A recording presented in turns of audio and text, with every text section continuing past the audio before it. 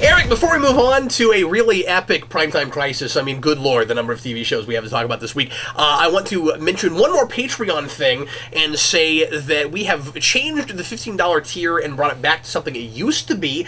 So we were sending out packages and with signed scripts and stuff, and now we've gone back to, by popular demand, the personal logs. So if you are interested in joining Patreon or upping your Patreon subscription to the $15 tier, you'll get a personal message on video from me, 10 to 15 minutes every month, talking about whatever you want me to talk about. So a Q&A, kind of like we do at the end of this show, except for your eyes only, and I will talk about whatever you want me to talk about within reason. And if it's something I don't know all that much about, that's on you, man, because I don't have time to like do a lot more watching and stuff for things because we're not going to review things, but I'll do my level best. I've already started recording those. Got a few of those from our $15 tier for last month. I'm doing that for October and going back to that because I'm not doing the package for that, and then I'm also doing November. So I'll be doing that at the end of this month as well. So anyway, that's the $15 tier.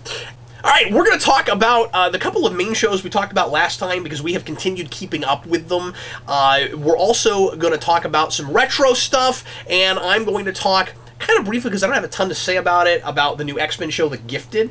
Why don't we begin with the sci-fi stuff? Okay. And then I guess I'll go into that, and then we'll do some retro stuff. So let's start with The Orville! The Orville! So we got 2 more episodes of The Orville, and this has become a show that Eric and I legitimately just look forward to. Yeah. We get really excited about it. Before, we were watching these separately, and now we wait for each other, and we sit down and watch these together. Yeah. I'm going to say it, man. I have seen my favorite episode of television this year on The Orville, and Seth MacFarlane has now blown my mind, and my hat is off to the man. I take back everything I've ever said about Seth MacFarlane. He has my utmost respect right now. They did an episode, we'll talk about the latest one as well, but they did their 7th episode, and you would think that an episode of this caliber you'd have to wait 2 or 3 seasons for. They did an episode called Majority Rule, that is a biting satire about the internet thumbs up, thumbs down culture and the kind of mob mentality that leads us to a place where right and wrong is determined by how many people like something or not. And how loud, and how loud they are, yeah. And it was both funny and cutting all at the same time. Yeah. There's a lot to laugh about in this. Both kind of cerebral, like not laugh out loud kinds of jokes, but also some of the more blatant, just like one-liners. There's still plenty of that, and it's funny. But and also one of the better like parody jokes. Yes, with the table thing. Yeah. But Eric, this hit me in such a place. Me too. Like, it hit me right where I live, and it did what the best Star Trek episode, what a lot of the best Star Trek episodes that are like an analogy to something that's happening in the culture, and this like kind of pretty on the nose about it, you know what I mean? But it was sort of like it was sort of like a 1984 kind of thing, where it was like taking issues we have in our culture and taking them to the degree to this absurd level, and yet there were places where I wondered just how absurd it really is. And that's where it really hit me. And yeah, if Discovery was a Star Trek show, they would have done this episode. And yet it was, yeah. Although I will say, I'm going to talk about Discovery later. The last 2 episodes are the best episodes of that show so far. So, both of them. Yeah, it's gotten a little better. Okay. But is it Star Trek? Yeah, I don't know yet, but it's got more elements than Star Trek. This is this is Star Trek. With this parody element certainly, but man, MacFarlane gets Star Trek through and through. No, by the time we get to this episode and the newest episode, it really does feel like, and I think it's going to keep going this way. We're like, oh, it's just Star Trek, but the characters are a little bit more human and jokey. Yeah, like it's not even like it's the Marvel thing, where like, or when Marvel's at its best, where it's not a comedy, it's just funny people. Yeah, that's true. It's just people making jokes that are legitimately jokes. And really, the only big difference between... It's not a gag show. Really, the only big difference in Star Trek ends up being the no pop culture rule. Which, I mean, honestly, it is a little weird in Star Trek that we only reference things that, like, existed in, like, the 1930s and before. No, that's fair. It is also weird in this show... That we only reference things from, like, the 1980s forward. Yeah, and especially stuff that happened, like, last Wednesday, and yet, whenever we go to... like social things and stuff from that period, they don't understand them, but they've seen all the movies and stuff, so it seems like they would to some degree. Yeah. So that continues to be problematic, I guess, within the internal logic of the show. This would be a good time to mention this comment, though, because we had a commenter that brought up this very topic, and says this. Oh, I don't have the name of the guy right here. I feel really bad about that. But man, I hate that. Anyway, whoever the person that left this comment, you know who you are, and it's in the Primetime Crisis show from last time, but specifically that video. Okay. But anyway, he says. Oh, no, I do have it. Excuse me. It's fractured vision. Fractured vision. We are used to suspension of disbelief. The Orville asks us to have acceptance of disbelief in that it's not afraid to remind us it's only entertainment and have fun. What do you think of that? I think there's some truth to that. There's some truth to that. I think by season 2 or 3, it won't be going there as much. No, I think it's still finding its legs to some degree. But acceptance at least of in the disbelief is balancing interesting as a term. Mm-hmm. Yeah. You know, it's not suspension in the sense that there's an internal logic. It's that these are the scenes where it's just not going to make sense, and it's asking you to be okay with that. Yeah, we're going to talk about almost like snaking its own tail, like meta kind of thing. We're going to make jokes about the 20th century or the 21st century at this point, because that's where you live, and you're going to get those. And if we make jokes about the 30th century, or what are we in, the 22nd? 23rd century in the world. I'm not sure, honestly, what the start date is, but yeah, you're not going to get any of those jokes because they haven't happened yet. So like maybe there is like a thing of like, look, we understand this doesn't make sense. And you could call that one of the constant running parody gags. Like Star Trek never did that, so this always does that. I guess. Yeah. You know. It was really impressive how completely entertaining this episode is, while at the same time, like I said, hit me where I live. It feels like every other show on television is telling me how important it is, and they're all saying the same thing, and they're telling me how important it is that I hear this message, and then I watch this, which is a Seth MacFarlane comedy show, and I'm like, oh, this is the most important thing that's been said on television in like 3 years. This is the most important episode of television in like 3 years. I'm not saying it's the best episode. Daredevil still exists. Like, I'm not a crazy person. Yeah. But as far as we're trying to like send a message and say something about society, I think this is the most important thing in television that I've seen in a long time. And to be fair, some of it is, I really agree with the sentiment. Yeah, absolutely. But I don't, it is, because you got to be careful and look at it as the genre thing it is, right? It's satire, it's over-exaggerating something. It's parable. It's morality play, it's parable. But as being that, as much as is possible, it's not any more preachy than the best Star Trek episodes that TOS especially did with this kind of thing. And I don't feel like it's super political. No. I feel like it's about a change societal? in the culture. It's about a potentially unsettling trend. Like, it's just asking the question, is it okay that this seems to be kind of where we seem to be going, and that if you take the thumbs up, thumbs down, don't have any nuance, let that be what drives your culture. If you take that to its furthest degree, I have a hard time arguing with this is kind of what it would look like. And the fact that people on Twitter can get people to lose their jobs and things like that. And I like that it puts things back into perspective and reminds us like why democracy was a good idea in the first place. There's some killer lines in this episode. Especially that thing that Isaac has about, or I don't think it's Isaac. Who is it? So no, it's Bortus. It's Bortus. That's right. Yeah. So there's a woman from this planet. They bring her up to their ship, and she's phenomenal. Yeah, she's great. And they're explaining to her how no one else in the universe does a pure democracy because that's how their society operates. Yeah. And she goes, but every like everyone deserves a voice, and Bortus says, a voice must be earned, not given out freely. Given away. Yeah. Yeah. And then she they ask her something about how do you know what the truth is? And she says, the truth. My father always said the truth is whatever the majority says it is. And she says, and what I like is she's smart enough to know that that's not really what truth means. But she says truth doesn't matter. What matters is if that's what everybody wants, then that's what should trump everything else. And then Isaac says, I think you're confusing truth with opinion. Yeah. And there's also... And then we talk about mob mentality. And then there's also a bit that I didn't catch until the second time we watched it. We're watching the bit on TV where the guy says... And it deserved a second watch. I was really glad we went back to it. And it's two people interviewing, and he's like, there's these surveys that say... that, or they're not, there's these scientific, like, whatevers that say it's something really bad, like it's like the world's gonna blow up or something like that.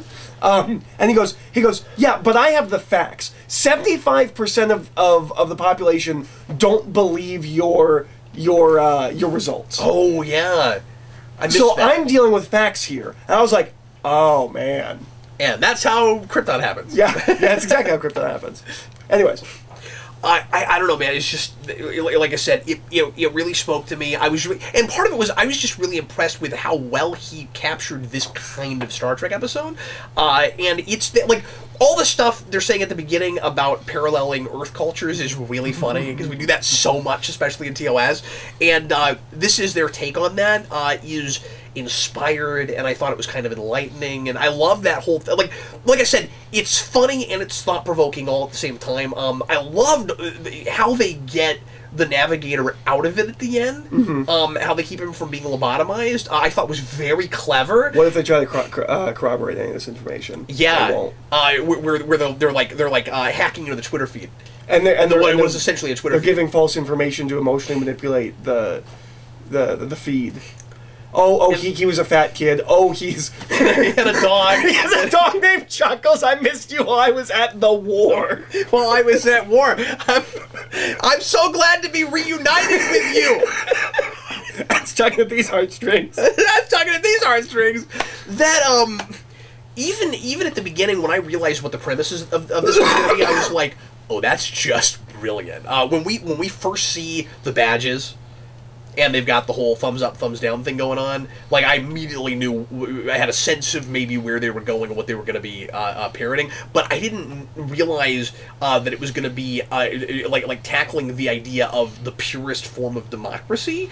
I thought it was just going to be about, people not being, critical. Like, I thought it was going to be, have critical thinking message. And that is in there. Because I think inherently that's part of this whole problem, right? Is like you're not really thinking. You're just going with popular opinion, or you've only got two options. It hurts my feelings that Roger Ebert didn't get to watch this episode because he lamented the thumbs up, thumbs down system. I'm sure he did. Because he worried that they accidentally were part of turning us into a culture where there's a right or a wrong answer when it comes to... And we only deal in extremes. Everything's the worst of the best. Subjective things, yeah. And he worried that he was part of that. And arguably he was part of that. I wish he could have seen this, because I think he would have really appreciated it. I think one of the most important things in this episode is the final image. Oh, yes, where she does not... She stops the voting. We see her at the beginning. She votes down on someone, and she gives an explanation of, like, I don't know, he looks weird. And we know... Superficial. Yeah, well, and we know that based later, this is someone who is on a tour to not have his brain melted, kind of a thing. And they know what will happen to him. Yeah. But she still thumbs down just because, he looks kind of weird. Well, then we bookend with the same scene at the end, and I feel like what you expect it to do, or what a lesser version of the show would do, is she'd hit the green button, and she doesn't. She turns the TV off. Yeah, and that's really important. And like, I had chills. Yeah, both times when we watched it. I like that they don't tear the whole society down. Yeah, sometimes we do that and it works. I was kind of really glad that we didn't do that here. Yeah. Well, and they say to her, like, the best thing you can do is just tell them that there's a better way. Yeah. and she's decided she's gonna be part of setting the example. Yeah. And like, you know, yes, one person can make a difference, but like sometimes it's the little things that's gonna take time. You know. One of the I think the most chilling line of the episode is when she's on the ship, and her reaction to the ship is wonderful. But you've got that line where she says, "But how do you know if somebody's good or bad?" Like, or that's how we know. Yeah, that's how we know if somebody's good or bad. Like, yeah. that's not just how the system of government is run. That's morality. Yep. And it's just sometimes I feel like we're kind of starting that culture. We're kind of creating that a little bit with the internet. Like, and that's what the best. We're not so far of this gone, kind of but science fiction does. It's the Twilight Zone kind of a thing. Yeah, of course. And again, it's 1984, except it's funny. Yeah, this got me. Yeah, me too. I just thought it was brilliant. Yeah, no. After this episode, rivals some of the best Star Trek episodes. I mean, I don't go that far. I think it's that good. After watching this, like this is now a joy to watch. Like I'm excited to watch this every week. And let's go on now to the 8th episode and say, still pretty good. Still really good. Yeah. Again, this is like not funny. This episode, I mean, there were funny things in it, but this like it got very dramatic. It's just a Star Trek episode. It's just yep, sure is. Although it has. So my favorite like parody joke is the Shakespeare quote thing. I still think that's hilarious. Oh, and real quick, would you mention the table one, because we didn't really get into the that. Table one. We lost it. We almost had to pause the show. We thought that was so funny. When they bring the girl on, I can't remember what the captain's name is. Mercer. Ed Mercer. Yes.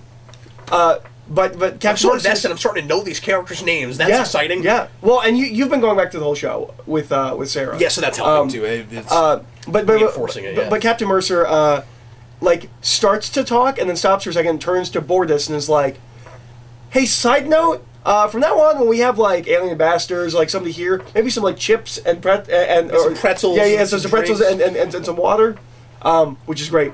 But I think maybe now my second favorite after the Shakespeare of the parody jokes is when they go to go through the wormhole black hole thing, and they're like, we could show up in the middle of a star or a planet, and he's like, well, the majority of space is emptiness. I think we've got pretty good odds. And I just love how straight he is. Like, that was great. Like most of space is empty. Our odds are good. And he delivers it like a dramatic captain-y line. Where like, I've thought this through, man. We're gonna be okay. It's so good. It's so good. So you have been waiting for an Isaac episode, and this gives us the Isaac episode and the Doctor episode I was looking for simultaneously, and it works. And it's also I guess this is the second episode in a row. There is no ego in this show from Seth MacFarlane. This is now 2 episodes back to back where he's hardly there. He's hardly there. It's also not the thing I expected from the show in that it's not just an ensemble comedy cast. We are taking time to develop these characters. So, you know, we do like a story with these 2 characters, then we do a story with these couple of characters, and we're really getting to know these characters. It's not even the triad. It's an honest to God ensemble cast. Yeah. This is TNG or Voyager. I don't know what the show is. Yeah, no, it's really impressive. It's that. That he's making the show and they're letting him make the show and with as episodic as it is, I stay invested in all these people. Yeah. It's got enough continuity. And this is about the Doctor and it's about Isaac. I still can't believe that actress is playing a role that I love it. Like she is legitimately a wonderful role model. Yeah. Really good TV mother role model. Yeah. I still feel like I was lied to in the first episode where we're told that Isaac's people think they're superior to everyone else. Well, I mean, he keeps mentioning it. He's just really polite about it. Like, yeah, it's maybe it's just everything else has misled me to think that superiority must inherently mean like looking down on. Well, I think you're forgetting what his role is. I mean, he's there to just observe and learn, and so he's supposed to, you know, he's kind of programmed to keep an open mind. Like, that's true. I think you're a little fixated on that, but because I think they've been consistent about. He thinks he's better than them and that he was manufactured to be better than them, but he's curious about them. Yeah, that's fair. But he's really funny in this. You know, Data even says, like, I am superior in many ways, but I wish I was human. The only difference with Isaac is I think he will eventually turn around to prefer to be like a human. But right now, it's okay. This is all fascinating. It's a scientific and learning. thing. But yeah. But he's just a scientific observer right now. Yeah. I thought the idea of doing like the progressive single mother thing was really interesting. Yeah. Yeah, no, I agree. That she never found a man she could. But she always wanted to be a mother. So she's like, "What? I'll just be a mother." And she did it twice, and years apart. Artificial insemination twice. Yeah. I think that's really interesting. It's weird that we didn't know about it until now, or maybe we did and I don't remember. I don't remember her talking about kids, but I could be wrong. Because when it opened and we've got the kids, you thought it was a flashback. Yeah, I was like, maybe it's a flashback when she was on like a different spaceship. Yeah. And I was like, oh no, it keeps going. I was like, maybe it's gonna get real sad real fast. Pretty good kid actors. Yeah, pretty good kid actors. Maybe, sorry, I just got sidetracked for a second. Yeah, sure. She doesn't actually answer him when he suggests artificial insemination. She just says, like, that's getting a little personal. Maybe there is a father. Yeah, who knows? I'm trying to figure out that might be a seed for something later. It could be. We're not giving enough. But if it's not, it's really interesting. That's true. That's not something I can think of ever seeing in a science fiction show. Someone who deliberately made that choice. Yeah, well, and that's kind of why I hope that's what it is. But it is possible that like she just was with a guy and then decided to keep the kids and he left. I like it better if it's not that. Me too. Yeah, no, that's really cool. But anyway, what did you think about just the overarching story? Like I thought it was surprisingly not super predictable for being your typical we got stranded on a shuttlecraft. On like a backwards planet. On a planet somewhere, yeah. Because, I mean, he's going to the well of all the archetypes, of all the stereotypical stories, and this is his take on that, and appropriate first season episode. Well, and to be fair, this one's not written by him. This is written by Bran Braga and someone else. Oh, what was it? Okay. Yeah, because I was like, oh, it's Bran Braga, and it was someone else, and then... Well, I saw that he was directing. Yeah. I missed that he... No, this is written by Bran Braga and someone else. Really interesting that he's on this show. Yeah. Especially later on in the Mega Show, I'm going to talk a little bit about Braga with Enterprise, and it's just really interesting that he would go back to anything remotely resembling Star Trek after that. Well, it's especially because of how 24th century this is, and how totally burnt out on specifically that century he was after 17 years, or I guess 13 before Enterprise, from TNG to Voyager. But anyway. Well, I mean, it's been 15 years since. Well, yeah, sure, but I mean, like, still, he just how disillusioned you would get, and also, I mean, maybe it's easier for him. I'm getting into stuff I'm going to talk about later on, but maybe it's easier for him because he's not show running, because he did not like doing that. For Star Trek, anyway. Yeah, that makes sense. But anyway. Yeah. But no, I thought, like, again, last episode was like this too. Majority Rule is like this, and then this episode's like this. Like, we're kind of just watching Star Trek episodes with more jokes. Like, it is just, like, this is just a Star Trek episode. And I really like that. Yeah. And it's well written, it's well acted. When we get to the end of this episode, the climax of this episode, and she's like covered in dirt and blood, and she's like, she breaks down. Yeah. Oh man, like that's legitimate, like dramatic. That's compelling. I bought it. Yeah. Scary face guys in this. From the pilot of Buffy, and he was in 20-inch jaw guy. Enterprise, and we've seen him in 1,000 things, and he's also giant mouth. Annihilation. But yeah, it was really fun to see him. I haven't seen him in a long time. No, I can't think of anything recently. Yeah. But it was cool to see him again. I didn't feel like this one has like as much like to sink your teeth into as, but it was a really good watch. Like it's still really good. The idea that that Isaac is kind of ostensibly not empathetic and doesn't care about people, but is inherently has things about him that makes him like good parent material because he knows how to keep people safe and stuff. I liked all that a lot. And the ending suggests that we might be seeing a turning in him. That could be setting up kind of an arc because he says like he almost makes a joke when he's like, well, he almost makes a joke. Things that are that are wrong with your kids. I like them. Like it was almost a joke. Yes, but just that he likes the kids, right? That's an emotional response kind of a thing. Yeah. Yeah, especially because his reaction is illogical. Yeah, yeah. I think that's really interesting.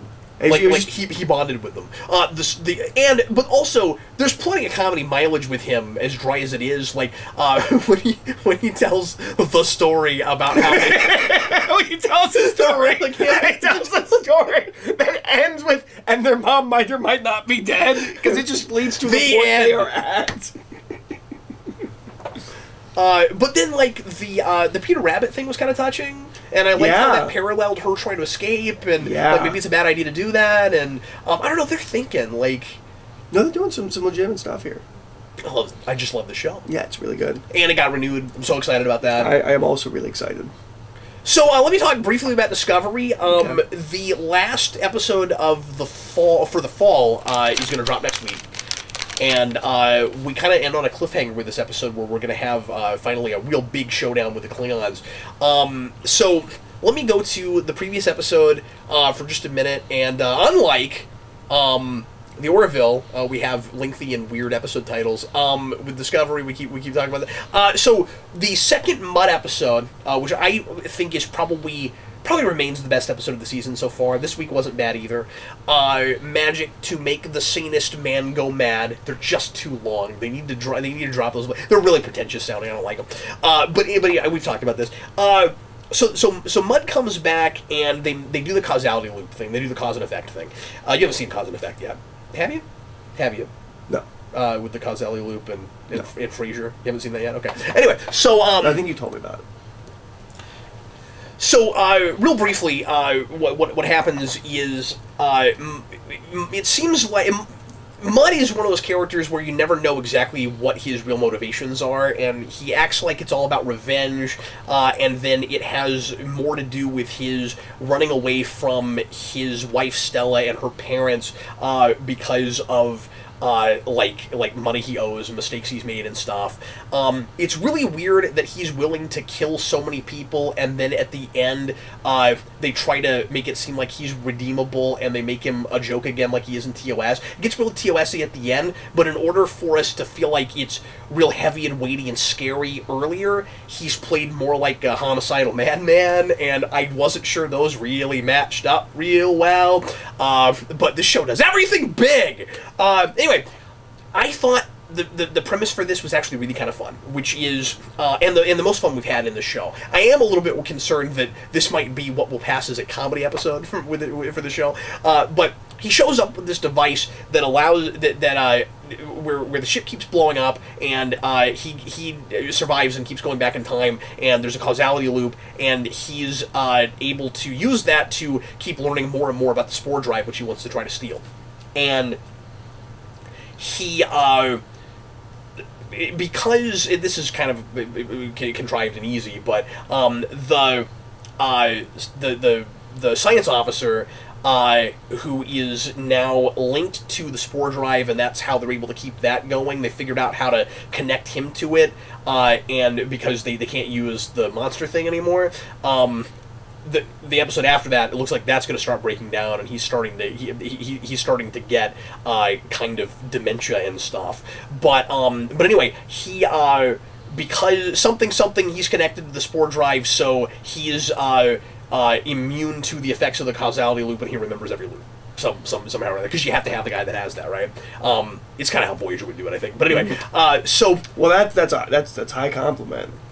Yeah, that's how Voyager would do it. It has been, but anyway, so Mud is just so much fun and larger than life, and the show really needs that kind of a villain. So I appreciated that.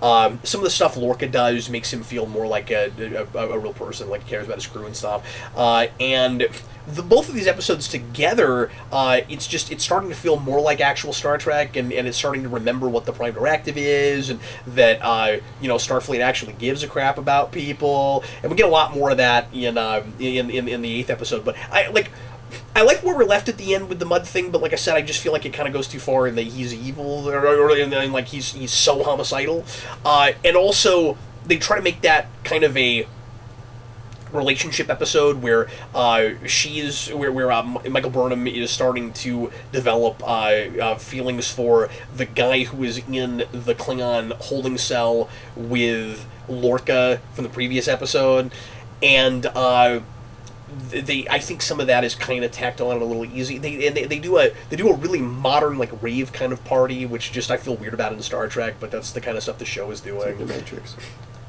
Well, no, it's not that bad. I say rave just in the kind of music they're playing and all the lights and stuff. Okay.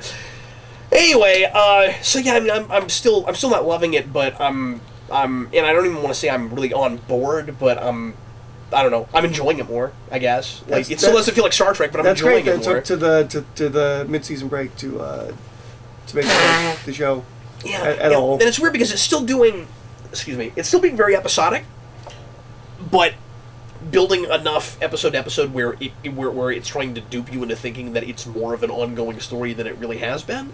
It sounds like a lot of false starts. This is, yeah, that's what it feels like to me. The Admiral gets kidnapped at the end of either that episode or the one before, I can't remember, and it feels like it takes a while for us to get back to that, and we're getting back to that in the 8th episode.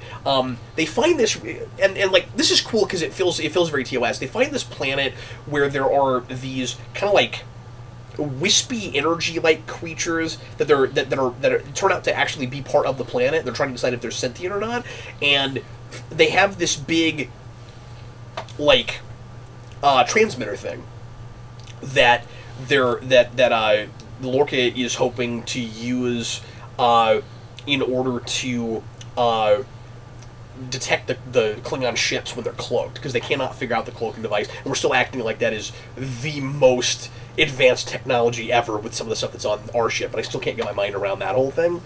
But we do kind of your standard, like, somebody is not themselves episode with I still can't remember his name half the time, with the first officer guy, and we kind of deal a little bit with his like fear and how important that is to him, his culture, and he gets kind of taken in and almost possessed by this planet. All of that works okay. It's kind of interesting, and then at the end, this planet lures the Klingons there because it's trying to be sort of like the Organians. Remember I said the Organians were going to come back? They're trying to be sort of like the Organians in TOS, in that they want to try to, like, fix the war, and they think that if they bring them together, they can solve this problem. But of course, it's just going to lead to a big fight. And so next episode, I guess, big fight. It's kind of where we're at. But I don't know. I don't want to say too much about it right now. And eventually, maybe you and I will talk about the season, maybe. But I don't know. It's still difficult to be very invested because I have something that is, if not, and I think it's more Star Trek. I really do. But if not more Star Trek, just more my speed with the Orville. And I'm just sick of how super serious this thing is taking itself. How was the CBS player this time? It was better. Okay. Yeah, I didn't really have any problems with okay, this well, time. So that's good. That last episode was called where is it? Si vis pacem parabellum. Like, now they got to go to Latin. Yeah. Okay. Yeah. Their episode title is pretty pretentious.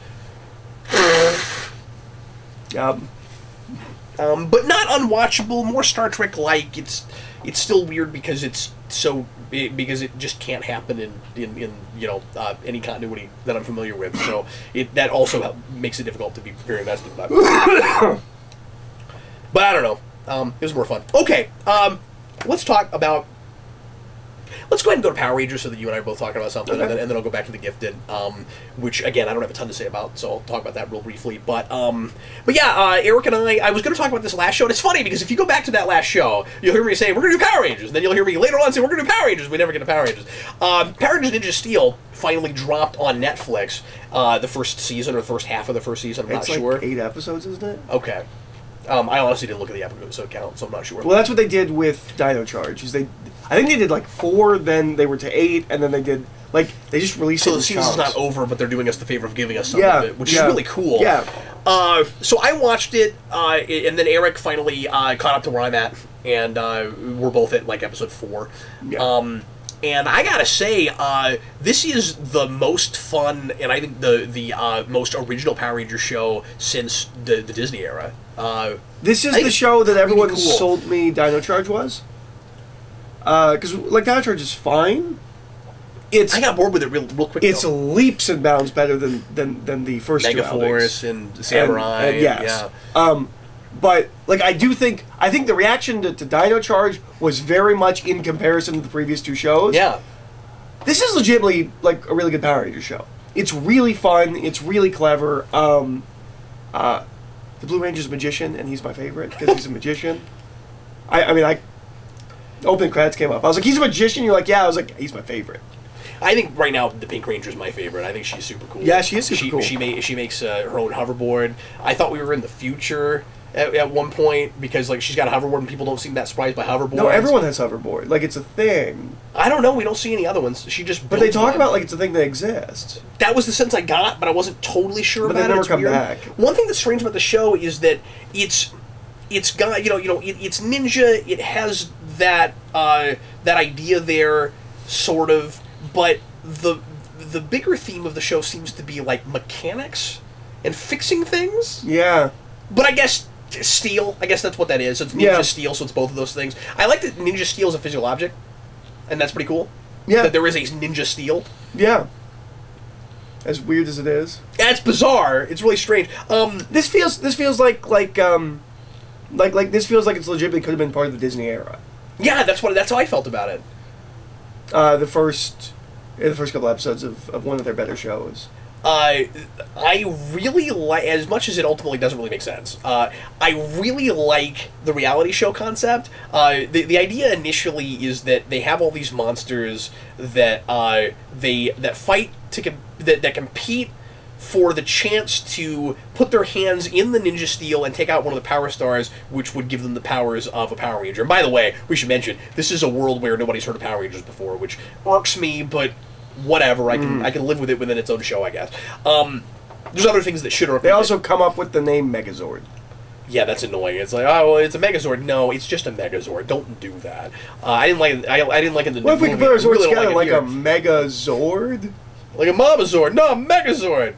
Yeah, I didn't like it there, and I don't like it here. But anyway, it's weird because no monster has ever been able to do it. So but it's like the highest rated show for 10 years. Yeah, and like I don't know why they think it's a prize to attempt to do a thing that no one's ever done. Except for the main bad guy who claims to have done it, but doesn't seem to present any evidence that he has. Yeah, so that's weird. The show ends up making a lot more sense when it's about the monsters fighting Power Rangers, and I think that's a really cool way to get the monsters that fight the Rangers, where they just come out of that audience. And there's this great bit where I forget which monster it is. I forget if it's Spinferno is my favorite. My favorite monster is Spinferno. There's this bit where the Rangers beat Spinferno. I think it's Spinferno, and they go back and the host, who's hilarious. The host has the audience vote for whether or not that monster should keep fighting the Rangers and go big, or if they should go to a different one. And there's a big X on the screen, and the audience votes. It's funny, we just did majority rule. Like the audience votes for that monster to not fight the Rangers, and they just make another monster grow. I thought that was great.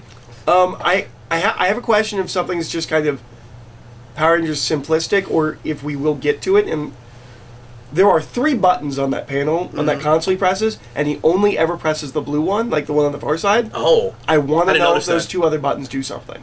Yeah, or if maybe we'll get to them. I'm not sure. And clearly we're going to have that the whole season. Yeah, yeah. That's where the monsters come from. And every episode he asks, do you want the monster to grow? Which makes me think there might be more episodes where we get a different monster that grows. Which would be really cool. Or maybe they decide not to grow at all or something. Yeah. I don't know. Yeah, you can really mix it up with the formula. This is the first time in a long time where I've liked the Megazord. Yeah, it's a really cool Megazord. And it's model work much more of the time, or like a suit much more of the time, so like it looks good. And I like the it's really they don't interesting. Make it CG all the time. It's got a really unique design. Yeah. Where the because first of all their Zords are amazing because they're all ninjas. Like it's not one theme. It's not just animals or vehicles or there's like 2 vehicles, 2 animals, and then a guy and a dragon. Or maybe the dragon's one of the animals. Yeah, because they call it Dragon Zord, which I don't love. Yeah. But like the train, like Jason goes, nuh-uh. the train drives like upside down on something, like a ninja. Like the Zords act like ninjas, even the vehicle ones, and that's really cool. But then when they come together, the Red Ranger Zord, who's like a guy, like in is it Zeo that they have that? Yeah. Or is it yeah. So he's like a guy. When they come together, he's just sitting in a chair like a throne. Yeah. I've never seen a Megazord like that. And then he gets out, and the Dragon Zord sits in it, and it like has like it looks dragon like a different mode. Megazord. It's That's so really cool. Yeah, it's really cool. No, I really like that. I really like the Zords. The shop at that high school is the most elaborate, most expensive shop ever in a high school. And no one in the next 2 years is going to notice, or is going to question that sign that says "Stay out." That's so funny.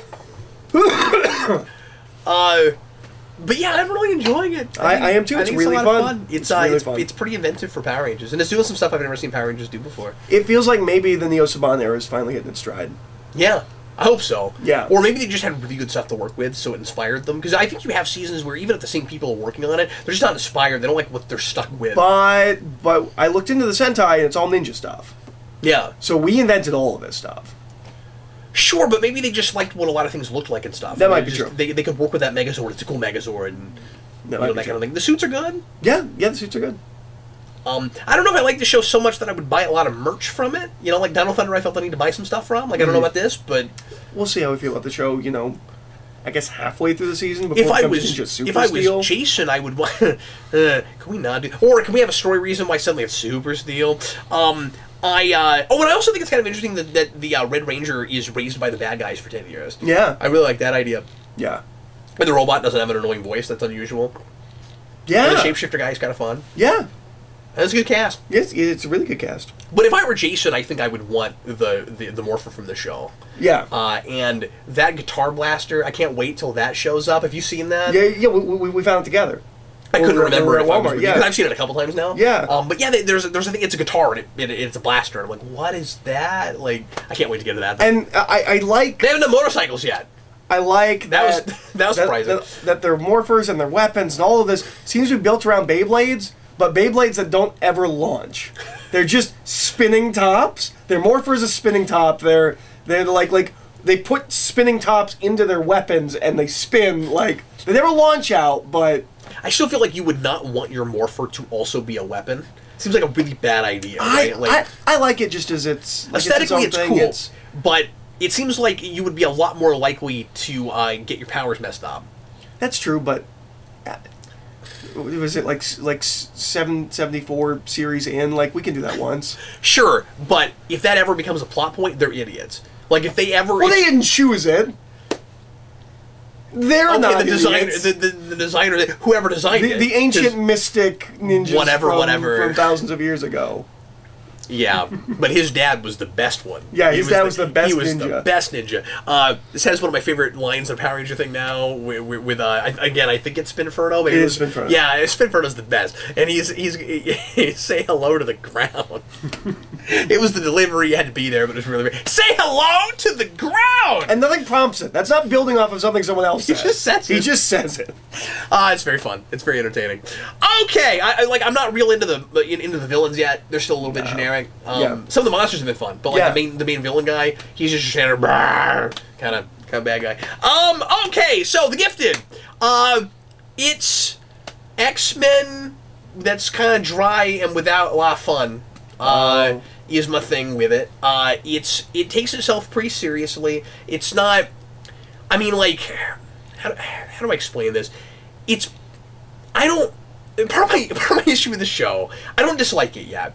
Part of my issue with the show, though, is I've had heroes. Like, I've already had this show in a lot of ways, or at least the part of heroes where we get to where people know about the superpowers and they start making laws about it. Like, it's your so it's the revival series of heroes. Kind of. It's your soap opera about a world of superpowered people, the mutants, who where everybody knows about them, and we're trying to do a lot of social commentary about second-class citizens and all the stuff you usually go to with X-Men. Some of that has been surprisingly complex and kind of mature, which I really appreciate. But I'm not latching on to any of the characters yet. Is the problem? Some of the ideas I like a lot.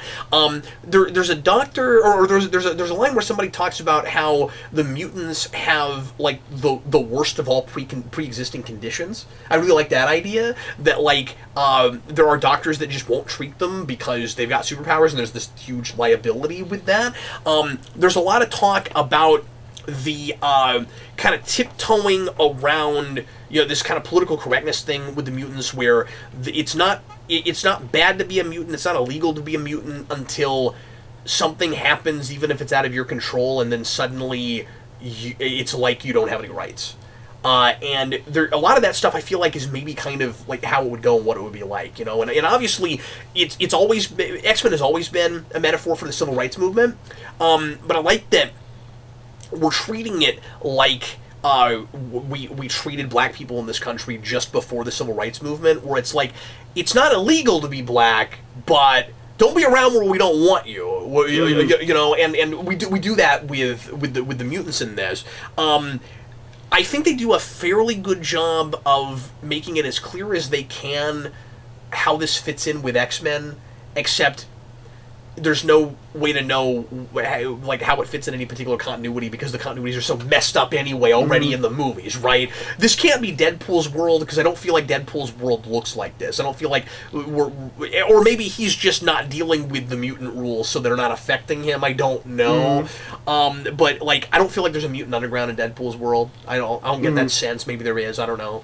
But it would be like, it's present day. It would be the same time. So is it Deadpool's world, or is it like a just pre-Days of Future Past world? Or is it the world we changed with Days of Future Past, but it went south? I think this would make sense. Well, no, that doesn't work either. I was going to say it maybe makes sense as being the world like a decade or two before Logan, but then there hasn't been a mutant born in a long time. So anyway, I read an article somewhere where it was like, where it's like, oh, good, we're gonna know, like before the show came out. Oh, good, we're gonna know, like how this fits in with the X-Men continuity. Well, there it is. Hardly isn't an X-Men continuity, so no. But some incident happened where the X-Men and the Brotherhood both disappeared conveniently, so those characters can't be used. And so now we're dealing with this like kind of, you know, third-tier C-list group of mutants. There are a few I've heard of. There's one or two they made up, like Polaris is in it. And she's Magneto's daughter. There's a Sunspot type character that's called Eclipse that I think is made up. Why not just use Sunspot? I don't know, because Blink is in it. Is she? Yeah, and I read an article that showed Sunspot in the Eclipse thing, and I don't know if they're supposed to be the same character or not. I don't know why they did that. I don't know what's going on with that. But I don't know. There's a couple other characters that I've heard of but know nothing about. And Amy Acker's in it. She is the mom of a couple of kids. Her husband is a cop and keeps working against mutants, and then, you know, typically finds out that his kids are mutants, so, what do I do now? It's like this ethical conundrum. There's the kind of men in black in the show are Sentinel Services, which is about as CW as you can get with that, right? Yeah. And they have Sentinels, but they're not Sentinels. They're these, like, tiny, spindly, like, octopus robot things that look kind of like the squids in The Matrix. And I guess that's what passes for Sentinels in this show. They should have just done Nimrod. The big purple Sentinel guy. Yeah, sure. Should have done him. So, you know, it's supposed to be kind of a political intrigue show, and it's working okay. I'm just not latching on to anything yet. I think it's got potential. I think it's got, you know, it could have legs. I'm going to give it a couple more episodes, probably. Did Bryan Singer direct any? He did. He directed the first one. Okay, he directed the first one. Cool, because I know he's producing it or whatever. There's a couple of fun references. I wish the show itself was a little bit more fun. Like, it's a soap opera, but not in the fun way the comics were. You know what I mean? Like it's very typical TV. But there's, like, somebody has a cell phone ring that's the 90s animated show theme. That's kind of fun. You know, stuff like that. But yeah, so I don't hate it, but I'm pretty indifferent towards it at the moment. Sure. So anyway, what else do I want to talk about? Let's see. I need to definitely do Teen Wolf. Do you want to do your Gundam thing? Yeah, I'll do my Gundam thing. Go ahead. Okay, so it's properly explain what this is, I'm going to explain Gundam to you in the language that you understand, which is Star Trek. So, like, I'm a little child, and Star Trek. Yes, All right. yes. Okay, because Gundam and Star Trek are very parallel, kind of. So, the original Gundam series, which comes out in 1979, but takes place in Universal Century 0079. See what they did there. Yeah. That's the same year that Motion Picture Man. No, that was 78. Okay. Anyway. Not a hit. The show actually gets canceled, and they have to wrap it up early. It's not a colossal mega hit, nothing like that. Okay. It actually becomes successful a couple of years later when they re-edit the entire series together and add some new animation into a trilogy of films. That is when it becomes super successful, becomes one of the most iconic and important franchises in all of Japan. Also, moving forward, the films are actually what is canon. Not the TV show, but the films. But so, like Star Trek, it gets cut short in its original run, not super successful. Then, in reruns, or I guess films, it becomes really popular. So a couple years later, in 1985, they release Gundam Zeta, which is a sequel series that takes place in 0085. It is largely recognized as a superior show, in many ways improving upon the original, being much more complex, much more developed, but historically not as like iconically impactful. Like when we throw back to Gundam, we throw back to the original Gundam, not Zeta. Yeah, okay. In the original Gundam, we have very standard good guys, bad guys. You have the Earth Federation of good guys, Principalities of bad guys. When you jump ahead to Zeta Gundam, things have changed a little bit because the Earth Federation won that war. Zeta is now like this weird like fringe faction. They're the Neo-Zeon. And then to deal with them, Earth Federation has developed a group of people called the Titans, who are just as bad, if not worse. So like now it becomes more morally gray of like who even are the good guys, because the good guys now have bad guys, and the bad guys are. This is essentially Star Trek 6. This is supposed to be what gets us from the good guys beat the bad guys to the good guys are kind of bad guys, and the bad guys are still bad guys. So this is the in-between. This is made after, but supposed to be set in between, and explain how we got politically from one place to another. Okay. Yes. It's not that good. Here's the thing. It's beautifully animated. It looks great. A lot of the Gundam designs are really cool. This was a show that I'd watched on Adult Swim sporadically. Like I'd seen a couple episodes of, but I'd never actually watched the entire thing. And it seems to be a really divisive series. Some people think it's a complete waste of time, don't even bother with it. And some people think it's one of the best Gundam series. It's only 13 episodes. I feel like it wastes a lot of time. And the goal of the show, which is to set up the formation of the Titan organization, really doesn't happen until the last, like, 5 minutes. Oh. Like, essentially what you're seeing is 12 episodes of this is the event that causes them to make the Titan organization, but that's not interesting. Like, you would think that would be the first couple of episodes, and then you would deal with the creation of the... Nope. It's just... I think this would be a really good starter Gundam. Like, if you wanted to get a sense of what normal Gundam is like, this hits all of the major beats. Tonally, it's very similar. I think it's a fine introduction to the universe if you just wanted to try out Gundam and see if it's for you. But it's not as good as any of those longer series. Yeah. It would just be a good, like, introduction. The dub is fine. The characters are okay. None of them are great, but I don't know. It's okay. I was really disappointed because 8th MS Team, which is the other 13 episode series, is really good. And I've never seen 0080, but that's a lot of people really like that one. So I was disappointed going back to this and getting to finally see it all in its entirety and being like, oh, this could have been like 6 episodes, and it doesn't even do what the purpose for it existing to do, which is to explain things. There's not a progression to that. No, but they... Just look, it happened! And it has the same problem as every Gundam series that takes place in Universal Century of... In the first show, there was a Gundam, and then Zeta Gundam, we have the Gundam Mark II, but according to this, we have at least 4 Gundams in between. And that's just an issue that all Gundam shows run into if they deal with the original timeline is... Yeah, well, we want to have Gundams in our Gundams show, so we're going to have all these Gundams, and we also want them to be cool, so they're going to do things that no Gundams will do for another, like, 30 years. But, yeah, Mobile Suit Gundam 0083 Stardust Memory, it's okay. If you've never seen Gundam, you want to try Gundam, try it. It's not a waste of time, but it's not great. I was disappointed. It's so much fun listening to you talk about Gundam, because it's just like, it's never good. Every time you talk about it, it's never good.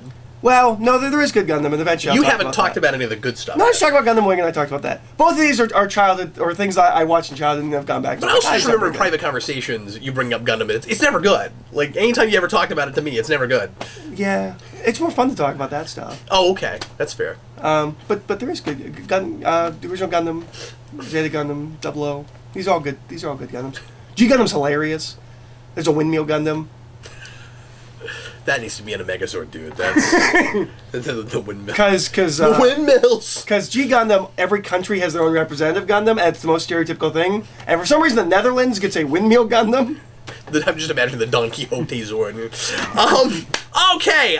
So I'm gonna now get to. This is probably the last thing I'll talk about today on Primetime Crisis. I'm gonna finally get to something that people have been begging me to talk about for months now. So you're welcome, folks. And I did not understand for the longest time why anybody wanted me to talk about this show. One of our viewers sent me this in the mail. And it's Teen Wolf. He sent me the first 3 seasons of this because apparently it falls off after that. It's in a 6, and I think it's going to get a 7th. I'm not sure, but it's crazy. Look, it's called Teen Wolf, okay? He can't even be a teenager that long. It's called Smallville. Yeah. No, I'm with you.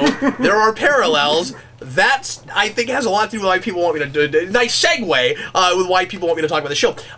So I picked up immediately with the pilot a number of reasons that I thought maybe people thought of me, because I just thought of the premise of this. It's an MTV like angsty teen drama about werewolves.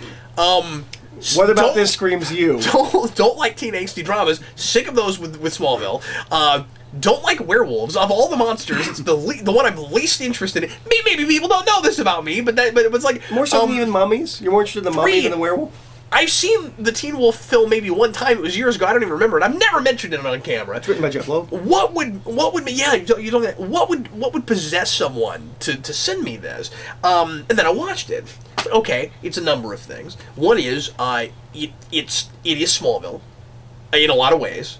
It does a lot of that stuff much better. In many ways, it's what Smallville should have been. And he is basically a superhero.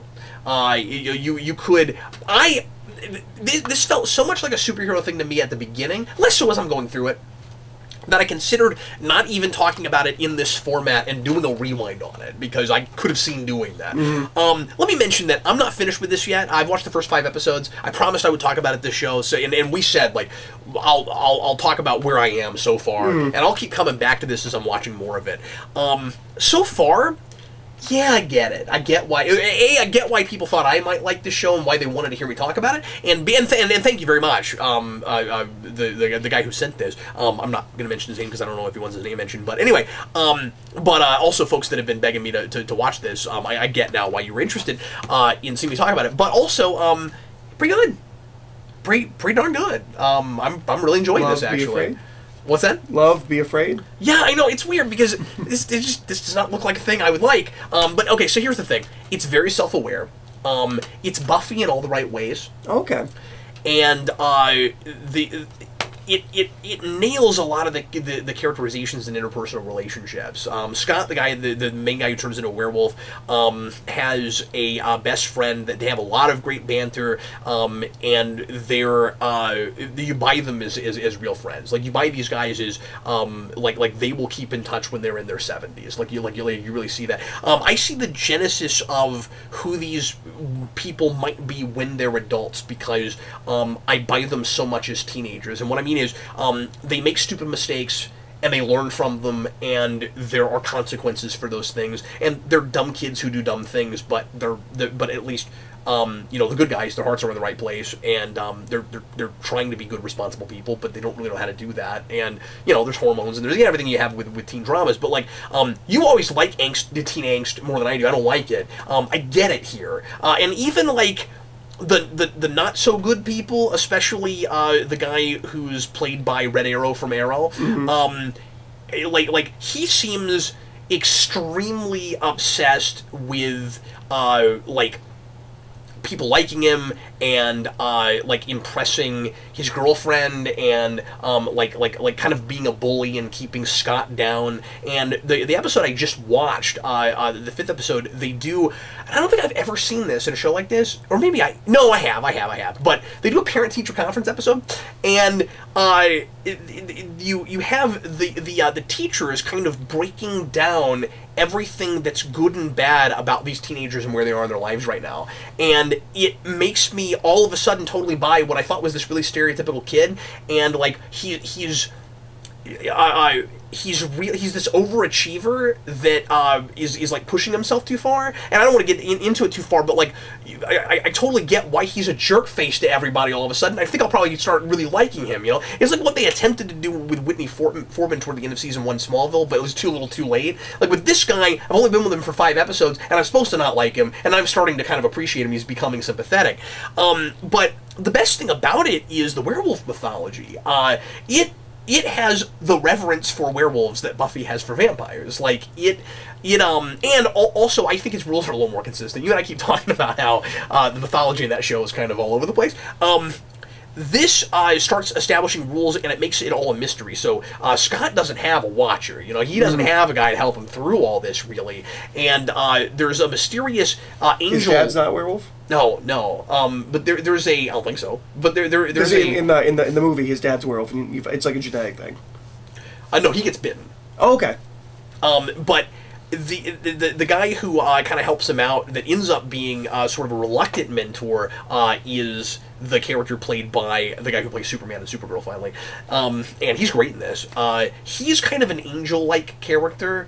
He's not goofy like Angel in early Buffy, but in that he's mysterious, and he seems to have been a werewolf for a while, and we don't know very much about him. And we think that he might be kind of the bad guy, but he ends up being like really necessary for Scott's survival. There's this whole like pack hunt, like pack culture, and then pack hunting culture. So there's like these humans that hunt the werewolves like they're just wolves, and then we start. I mean, I'm not very far in, but we start learning about this kind of pack culture, and that there's an alpha, and they're trying to figure out who the alpha is. And Tyler Hulken's character and Scott, they're both betas, and they're trying to, like I said, figure out who this alpha is and where they fit in all this, and so it's surprisingly involved. Is it only werewolves? Yeah. Okay.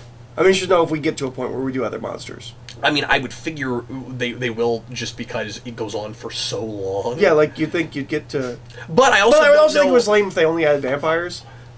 Right, but I also don't know if it's mystical or science fiction yet. Okay. And so, if it's science fiction, it would maybe make sense that it's only werewolves, because I don't know what the impetus is, what creates that whole thing. And they don't turn into werewolves just when it's a full moon. Like, the full moon plays a part in this, and that's when stuff really gets real. But it's like the vampire thing, where they can kind of transform at will, but they also, like, stress does it and things like that. And so they use it as a puberty metaphor, like you would expect, and that kind of thing.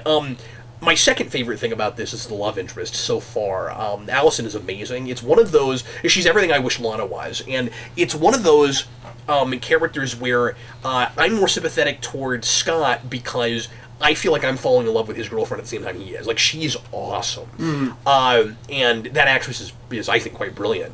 But it's there's some kind of potentially easy contrivances and things, but the show doesn't take itself too seriously, so you can buy some of it. Because it's good drama, he just happens to be dating the girl who's I think aunt.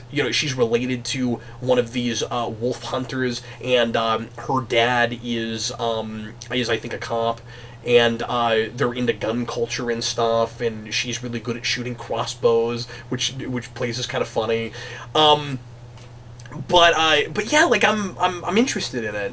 And it's just, it's got a lot of, like, in all the ways that The Gifted doesn't. I guess I'm comparing these two things now. This has a lot of bite to it. It's got a lot of character and personality. And it didn't feel real binge worthy after the first couple episodes, but after 4 or 5, like, I'm kind of excited to keep watching it. Cool. And it does some really nice fake outs, you know, like it does the Whedon thing where it will go to the obvious cliche things, and it kind of makes fun of typical CW dramas. This started in 2011, so we're well into past all that. This starts the year Smallville ends, which I think is interesting. But there's an episode that opens with a dream sequence that you don't know is a dream sequence, but you kind of suspect it probably is, where he is making out with his girlfriend in a bus, and then he transforms into the wolf and kills her. And then he wakes up, and you're like, yeah, of course, we did that. But then, later on, we find out that he actually did attack someone in that bus, and was dreaming at the time and thought it was her. So he didn't hurt her, but that actually really did happen. And so it's just kind of nice how that subverts expectations, and they do a dream sequence that's not just a gimmick. Like, I mean, that's pretty... It fakes you out, but... I mean, that's pretty typical with werewolf stuff, where we have them, like, dream about attacking somebody, and then they wake up the next day, and it's like, did you hear a wolf attack somebody in the woods?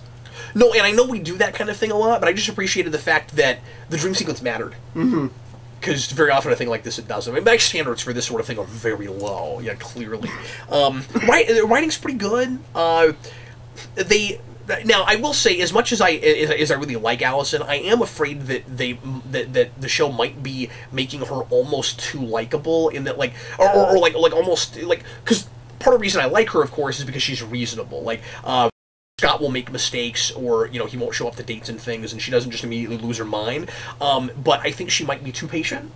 I worry that they're going too far the other direction. But I also think it's. But I want to hold out judgment, because it's possible the other shoe drops, and she's been holding it in, and finally she just kind of breaks down. Mm-hmm. And her dad is insane in how much he hates Scott and is trying to completely humiliate him when he comes over. And but it seems like whenever somebody is really extreme, we very quickly start to get an explanation as to why they're just nuts and kind of out of their gourd.